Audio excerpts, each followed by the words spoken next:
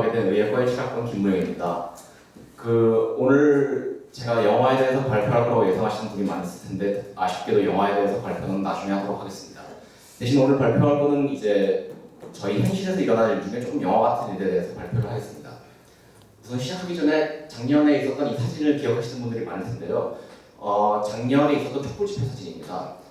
지금까지 누적으로 약 1,500만 명 가량의 국민 여러분이 이제 거리로 나서서 박근혜 퇴진을 외치고 그리고 세월호 진상규명을 밝히면서 촛불을 들고 거리로 나섰던 사진인데요. 이처럼 저희 시간 넘어가냐? 이처럼 대한민국 그리고 전 세계의 사람들은 전부 다 이렇게 수많은 사람들이 시위 그리고 투표를 사용해서 자신의 의견을 밝히고 그리고 국가를 바꿔나가는 행위에 대해서 굉장히 익숙해져 있습니다. 근데 이런 상황에 저희가 너무 익숙해져 있다 보니까 역사를 배우면서 한 사람이 이렇게 역사의 판도를 뒤집고 흐름을 바꿀 수 있다는 사실을 망각하기 마련인데요. 그래서 오늘은 이 조사 끝에 한 사람에 대해서 소개를 하기로 했습니다. 그 사람이 바로 가브리엘로 프린치프라는 사람인데요. 이 사람에 대해서 소개를 조금 하자면 가브리엘로 프린치프는 저희가 오늘날 제2차 세계대전에 대해서 알고 있는 원인입니다. 왜냐하면 가브리엘로 프린치프가 제1차 세계대전 그거에 방아쇠를 새겼기 때문이죠. 먼저 1914년으로 잠깐 시간 여행을 하겠습니다. 이 당시에 보스니아라는 아주 조그만 나라가 있는데요. 물론 지금도 있지만 그 오스트리아 헝가리 제국에 의해서 지배를 받고 있던 당시 보스니아는 사실 좀 상태가 많이 안 좋았던 나라입니다. 당시에 슬라브족들이 이제 아무래도 오스트리아 헝가리 제국에 의해서 지배를 받다 보니까 좀 이제 불평도 있고 또 일제강점기 당시 우리나라처럼 좀 이제 불평불만이 많아서 민족주의가 발달되던 시기도 했고요. 그런데 이 당시에 오스트리아 헝가리 제국의 다음 왕위 계승자였던 프란츠 페르디난드가 보스니아의 수도였던 사라예보에 방문하겠다고 발표를 하게 됩니다. 근데 문제가 하나 있죠. 그 방문을 하겠다고 설정을 한 날짜가 바로 이 1389년에 코소보 전투가 일어났던 날짜랑 이 날짜의 기념이라고 동일했던 건데요. 이 코소보 전투가 무슨 날짜냐 하면 바로 보스니아가 패전을 한 날짜입니다. 이 패전을 한 날짜고 이 코소보 전투 이후에 보스니아가 여러 나라들에게 계속 지배를 받으면서 500년가량을 계속 식민지 생활을 해왔기 때문에 보스니아에게는 굉장히 좀 민감한 날이거든요. 그런데 이런 민감한 날에 자기를 지배하고 있는 나라의 지도자가 방문을 한다는 것은 그렇게 기분이 좋은 일은 아니겠죠. 그래서 그 당시에 보스니아였던 검은 손 아니면 젊은 보스니아라는 민족주의자 그룹들은 이제 프란츠 페르디난드를 암살하겠다는 계획을 세웁니다. 그리고 가브리엘로 프린치프는 바로 이 검은 손 그리고 이 젊은 보스니아라는 단체의 일원이고요. 1914년 6월 28일에 이제 프란츠가 사라예보에 방문하게 됩니다. 그리고 이 프란츠가 하루 종일 하는 활동이 여러 가지가 기억돼 있었는데 그 중에서 가장 대표적인 게 바로 이 오픈카를 타고 그 시내를 돌아다니는 거였습니다. 그래서 뭐 사람들이 안수도 하고 인사도 하고 요즘 대선 후보들이 돌아다니면서 하는 것처럼 이게 민심을 좀 타려는 행위였죠. 그리고 이제 초반에 저 빨간색 도로를 따라서 이제 이동을 하겠다. 따라서 시민 여러분들은 이 주위에 나와서 맞이를 해달라고 공지를 한 상태였기 때문에 암살을 하기가 굉장히 쉬웠죠. 그래서 이 도로를 따라서 무려 6명의 암살자들이 배치됩니다. 물론 가브리엘로 이 중에 한 명이었고요.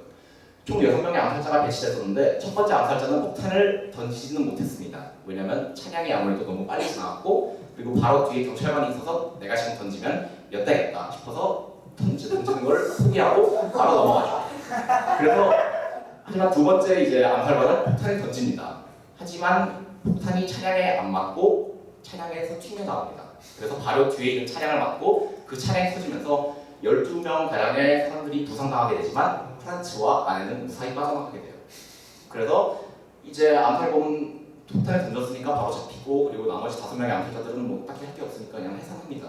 그리고 보통 이제 뭐 대한민국에서 일어났던 암살 사건이나 미국에서 일어난 암살 사건들을 보면 여기서 이제 보통 이야기가 끝나겠지만 프란츠는 이제 겁쟁이가 아니다라는 걸 보여주고 싶었던 이유에서지 그날 하는 공식적인 행사들을 계속해서 진행합니다.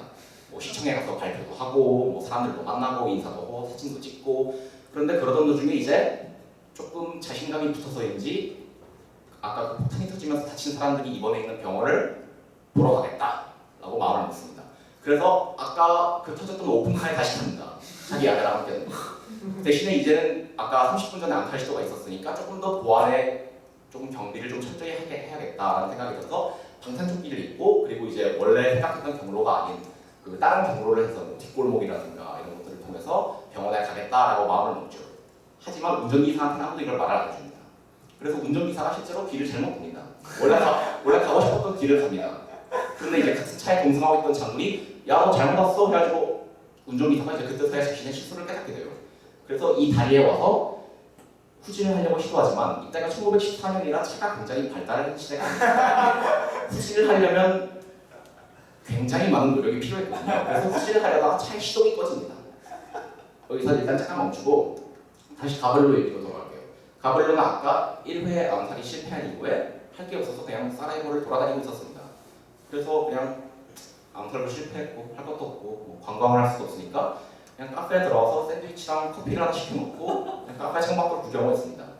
근데 그러다 카페 정문에 차가 한 대 서죠. 바로 프란츠가 탄차입니다.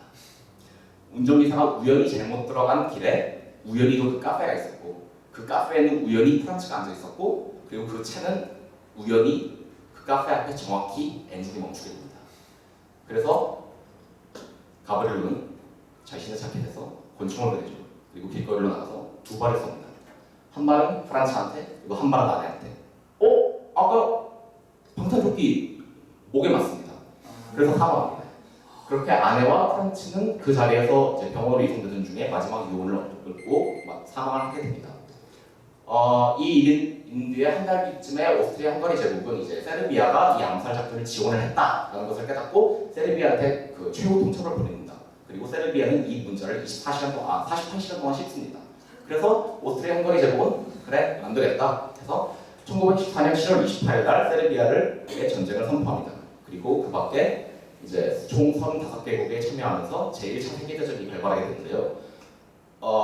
이제 총 35개국이 약 4년 3개월 14일 동안 약 4천만 명 가량의 사상자를 내면서 그리고 마침내 1918년 11월 11일 독일이 항복을 하면서 마침내 제1차 세계대전은 막을 내리게 됩니다. 가벌로 프린치프는 그날 사실 죽인 사람은 2명밖에 되지 않습니다. 오히려 죽인 사람의 수만 따지자면 그 아까 폭탄에 던졌던 그 암살자가 훨씬 더 많은 사람이거든요. 하지만 가벌로 프린치프는 우연히도 적당한 장소 그리고 적당한 시간에 그 위치에 있었고 한 정의 총 그리고 두 발의 총알로 함께 제 역사상 가장 큰 전쟁 중 하나였던 제1차 세계대전을 일으키게 됩니다. 저희가 이제 역사책이나 아니면 교과서를 보다 보면은 항상 느끼게 되는 것이 이제 역사의 흐름을 바꾸고 시대의 판도를 바꾸는 것은 어느 정도 지위가 있거나 아니면 어느 정도 많은 사람들이 함께 모여서 노력을 한 것이다라고 생각하기 쉬운데 실제로 역사책을 보다 보면은 한 사람이서 시대의 판도를 뒤집고 역사의 흐름을 뒤집는 이런 일들이 비일비재하게 일어납니다. 이 일도 마찬가지고요. 그래서 만약에 역사를 바꾸려면 많은 노력이나 돈, 지위가 필요한 것이 아니라 적절한 시간, 적절한 노력, 적절한 장소와 그리고 조금의 운만 따라준다면 한 사람만 해도 충분히 역사를 뒤집을 수도 있다는 사실을 기억해 주시기 바랍니다. 감사합니다.